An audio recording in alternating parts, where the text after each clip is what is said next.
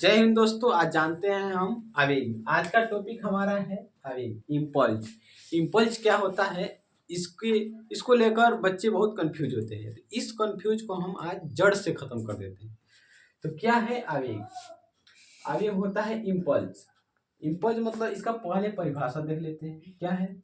यदि किसी वस्तु, वस्तु मतलब क्या होता है, जो भी हमारे आसपास है क्या है, वस्तु है, अथवा निकाय पर अल्प समय के लिए बल लगाया जाए।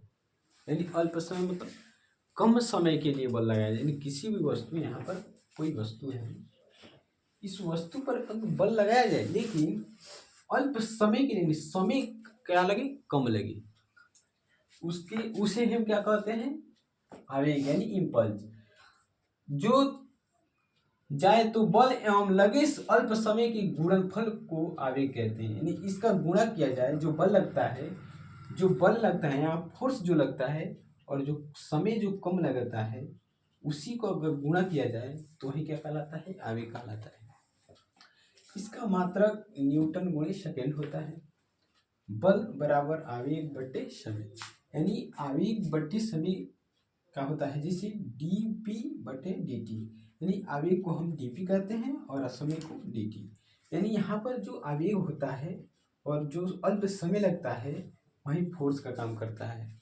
ठीक है, अब इसके मतलब हम समझ लेते हैं, यह व्युत्क्रमानुपाती एक बटे डी टी। इसके मतलब क्या होता है, तो इसका मतलब यह होता है कि जो फोर्स हम लगाएंगे, अगर अधिक फोर्स लगाएंगे तो कम समय लगेगा, अगर ज़्यादा समय लगाएंगे तो फोर्स क्या लगेगा, कम लगेगा। कहने का मतलब इसका व्युत्क्रमानुपाती मतलब यह होता है, जब ये बढ़ेगा तो ये क्या होगा, घटेगा।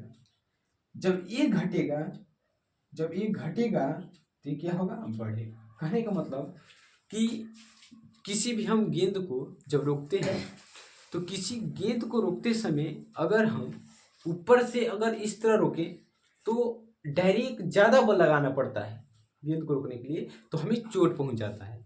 जिसके कारण हम क्या करते हैं, हम अपने हाथों को पीछे की ओर खींचते हैं, जो कि समय ज़्यादा लगता है लेकिन हमें क्या, फोर्स कम लगता है। इसलिए हमें अच्छे तरीके से गेंद रोक पाते हैं और हमें चोट नहीं पहुंचता है।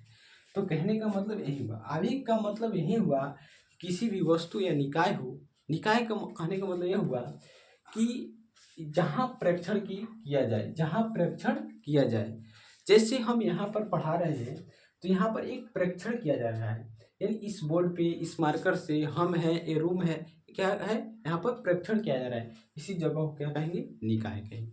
यानी सभी वस्तुएं क्या है, शामिल है, वही निकाय कहलाता है। वस्तु मतलब कोई एक वस्तु हो सकता है। तो होप कि आप बहुत अच्छे तरीके से समझ गए होंगे। फिर अगले वीडियो में ऐसे ही वीडियो देखने के लिए इस चैनल को सब्सक्राइब कीजिए। जय हिंद, जय भारत।